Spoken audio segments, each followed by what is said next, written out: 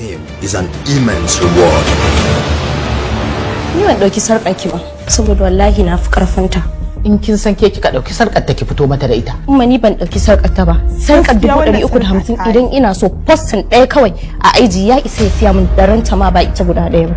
Ki sai sarƙa ki bani kuɗi. Ba ruwanki da inda na samo ta. Ba fa sauran irin kayan da na saba kawo miki bane. Wanda Allah ya isa su ma za ta iya kama ni. Amma ke ba karamar ɗan iska bace wallahi. Na ga gidan nan ba kayan abinci, don Allah ka taimaka ko sau ɗaya ne in sa a kawo ko da buhun shinkafa ɗaya. Sun ki taimake ni? Ki tuba idan Allah ya baki miji ki aura. Wannan shine taimakon da zaki yi. Wallahi zan fasa miki baki yanzu. Allah ya ba ku hakuri, amma kawaye na iyayen su ba haka suke musu ba tarare suke yi. Suna musu addu'a su kuma suna ba su abun arziki, amma baba ya iya jare da nuna masa irin arzikin da Allah ya bi ni. Suraya kin fi sati fa ba kenan. Sarki goma, zamani goma.